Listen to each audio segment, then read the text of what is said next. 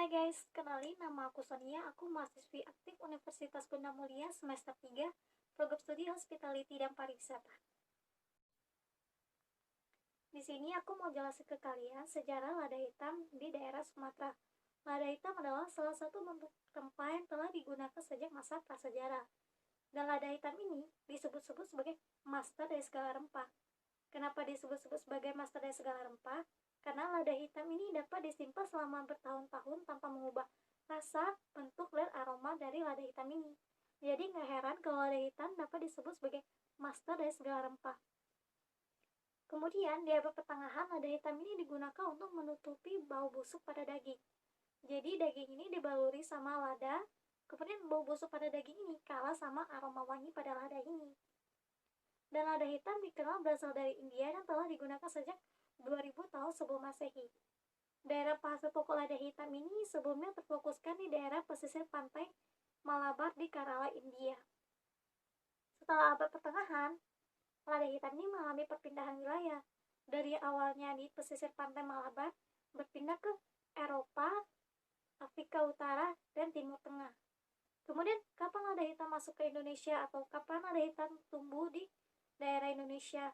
Nah, lada hitam ini tumbuh dan menyebar ke Indonesia sejak 2000 tahun yang lalu. Dan lada hitam ini pernah menjadi salah satu komoditas unggul di daerah Sumatera Selatan pada masa Sriwijaya.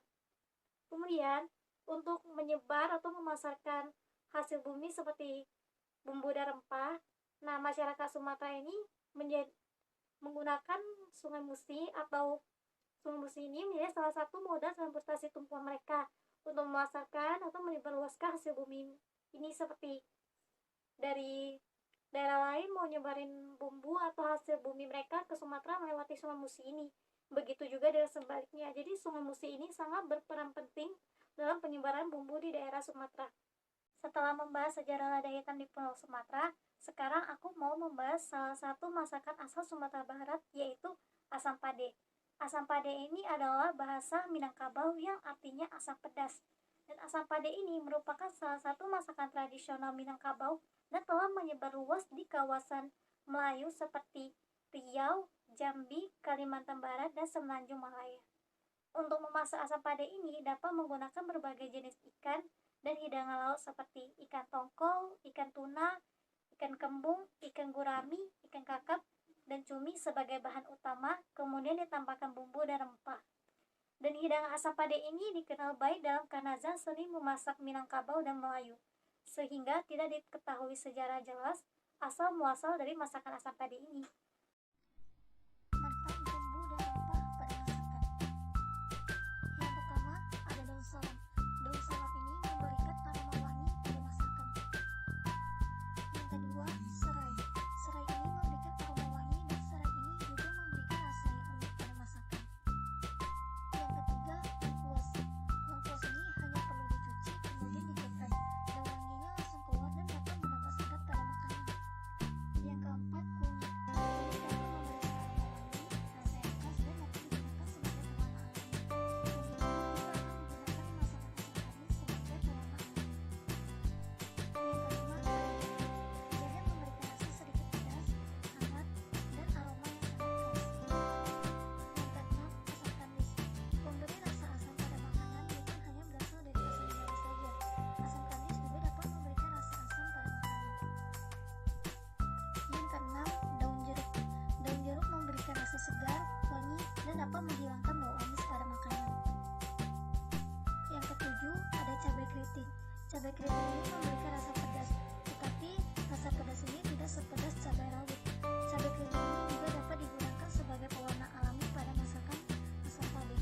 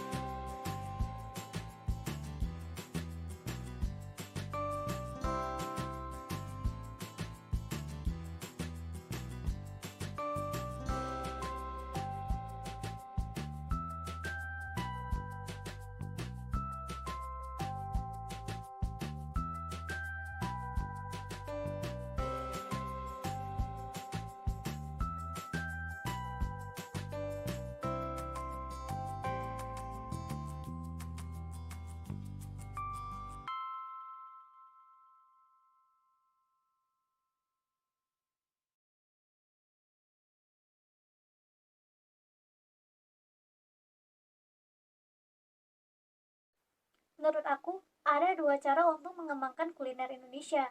Yang pertama dengan cara mengikuti tren yang ada, seperti menggunakan packaging yang menarik.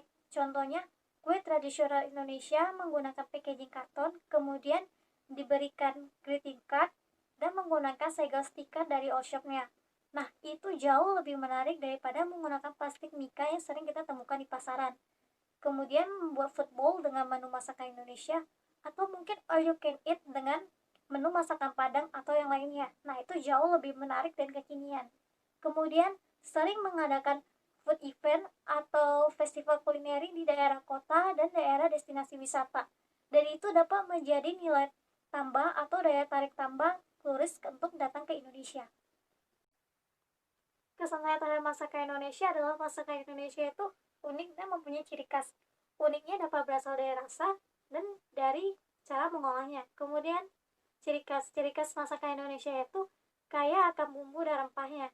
Jadi dapat menarik perhatian dari turis lain, terutama dari negara barat. Karena masakan Indonesia itu berbeda sekali dengan rasa masakan yang daerah barat.